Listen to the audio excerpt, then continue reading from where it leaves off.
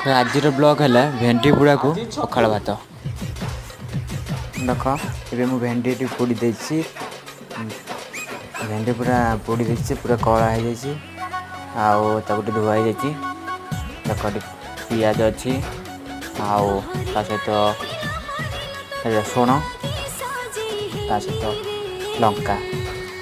आ ये देख पखाड़ भात गोटे डिजाई पखाड़ भात गोटे मेल्ट करदेली टे पानी देदेली पानी दे मेल्ट कली मेल्ट करापर से मेल्ट हो मेल्ट है दड़ी भी पूरा मेल्ट करेंगे